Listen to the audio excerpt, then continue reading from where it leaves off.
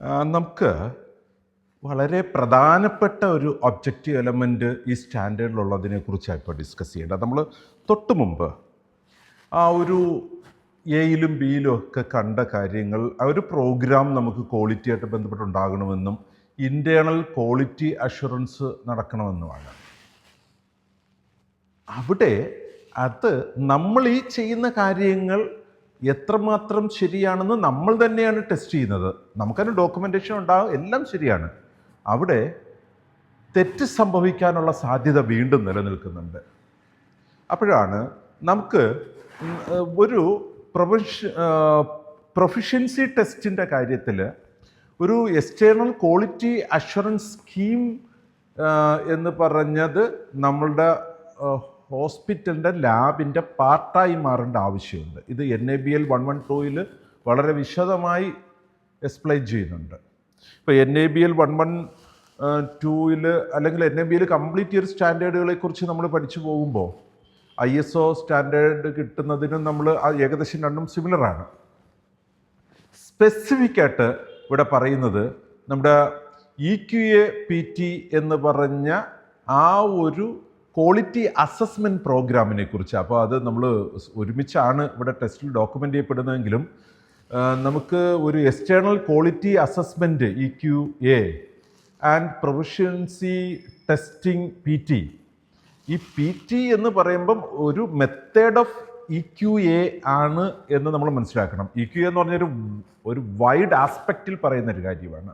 External quality അസസ്മെൻറ്റിന് ഒന്ന് രണ്ട് ഏജൻസികൾ, കമ്പനികൾ നമ്മളെ സഹായിക്കാറുണ്ട്.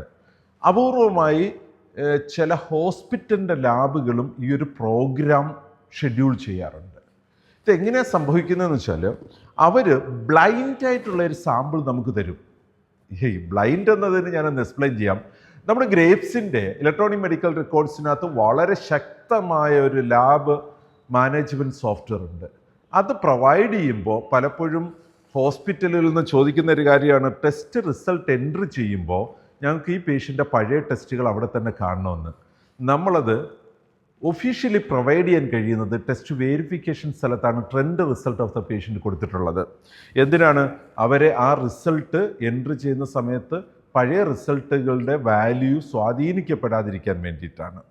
അപ്പോൾ നമുക്കൊരു അറിവുമില്ലാത്ത ബ്ലൈൻഡായിട്ടുള്ളൊരു സാമ്പിൾ ഈ ഏജൻസി നമുക്ക് തരികയും ആ സാമ്പിൾ നമ്മൾ ടെസ്റ്റ് നടത്തി റിസൾട്ട് തിരിച്ചു കൊടുക്കുമ്പോൾ അവരതിനെ ഇവാലുവേറ്റ് ചെയ്യുമ്പോൾ രണ്ട് ലാബുകളിൽ ഉണ്ടാകുന്ന റിസൾട്ടിൻ്റെ വേരിയേഷൻ കൃത്യമായി മോണിറ്റർ ചെയ്യാനും നമുക്ക് മിസ്റ്റേക്ക് വന്നിട്ടുണ്ടെങ്കിൽ നമ്മളെ അവർക്ക് അഡ്വൈസ് ചെയ്യാനും നമ്മുടെ ടെസ്റ്റിങ്ങിലാണോ പ്രോബ്ലം, നമ്മുടെ റീജൻസിലാണോ പ്രോബ്ലം, നമ്മുടെ ട്രെയിനിങ് അഡക്വേറ്റ് ആയിട്ട് ഇല്ലാത്തത് കൊണ്ടാണോ വരുന്ന പ്രശ്നം എന്ന് തിരിച്ചറിയാൻ നമുക്കവിടെ സാധിക്കും.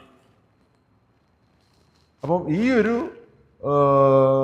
സംവിധാനം EQA ഫെസിലിറ്റീസ് നമുക്ക് നിയറസ്റ്റ് ആയിട്ടില്ല, നമുക്ക് അപ്രോച്ച് ചെയ്യാൻ കഴിയുന്നില്ല എങ്കിൽ നമുക്ക് ഇൻറ്റേർണലി തന്നെ അത്തരത്തിൽ ഒരു EQAയ്ക്കുള്ള സംവിധാനങ്ങൾ മാനേജ് ചെയ്യാനായിട്ട് പറ്റും. തൊട്ടടുത്ത് NABL സർട്ടിഫിക്കേഷനുള്ള ഒരു ലാബുമായിട്ട് അസോസിയേറ്റ് ചെയ്തുകൊണ്ട് നമുക്ക് അവരുടെ കയ്യിൽ നിന്നൊരു ബ്ലൈൻഡ് സാമ്പിൾ ചെയ്ത് റിസൾട്ട് അവർ അത് ചെയ്യുമ്പോൾ റിസൾട്ടുമായിട്ട് കമ്പയർ ചെയ്യാം. കാരണം ഇത് ഈ EQA ടെസ്റ്റിന് എലിജിബിൾ ആയിട്ടുള്ള കമ്പനികൾ 1, 2, 3 ഒക്കെയാണ് നമ്മുടെ നിയറസ്റ്റ് ആയിട്ട് അവൈലബിൾ ആയിട്ടുള്ളത്. നമുക്കത് ശരിക്കും എന്താ പറയുക, WHO ഒക്കെ കൃത്യമായി ഗൈഡ് ലൈൻസ് ഇറക്കിയിട്ടുണ്ട്, NABLന് കൃത്യമായ ഗൈഡ് ലൈൻസ് ഉണ്ട്. ആ ഗൈഡ് ലൈൻസ് അനുസരിച്ച് മാത്രമാണ് EQA ടെസ്റ്റുകൾ പ്രൊവൈഡ് ചെയ്യാൻ കഴിയുന്നത്. കൊണ്ട് പ്രൊവൈഡേഴ്സ് വളരെ കുറവാണ്. ഉണ്ടെങ്കിൽ അത് ഉപയോഗിക്കാം. ചിലപ്പം ഒരു മാസമൊക്കെ നമ്മൾ വെയിറ്റ് ചെയ്യേണ്ടി വരും റിസൾട്ട് കമ്പാരിസന് വേണ്ടിയിട്ട്. എന്നാലും നമുക്ക് നമ്മുടെ റിസൾട്ടിൽ വരുന്ന പ്രോബ്ലംസിനെ കൃത്യമായി ഡോക്യുമെൻ്റ് ചെയ്ത് കിട്ടും. അതിൻ്റെ പ്രിക്കോഷണറി ആക്ഷൻസ് എടുക്കാനായിട്ട് നമുക്ക് പറ്റും.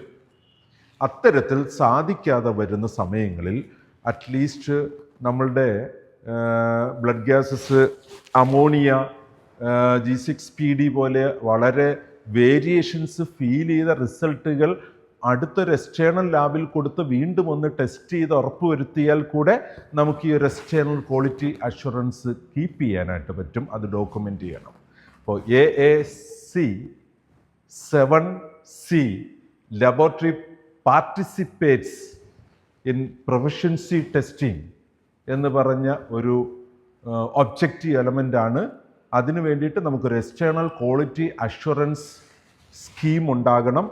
അതിന് ഒരു EQA കമ്പനിയായിട്ട് അസോസിയേറ്റ് ചെയ്യാം. അതിനുള്ള പോസിബിലിറ്റി ഇല്ലാതെ വരുന്ന സാഹചര്യങ്ങളിൽ നമുക്ക് ഒരു NABL സർട്ടിഫൈഡ് നിയറസ്റ്റ് ലാബുമായിട്ട് നമ്മുടെ ഒരു ടെസ്റ്റിനെ റീടെസ്റ്റ് ചെയ്തുകൊണ്ട് അതിന് അഷുറൻസ് വരുത്താം.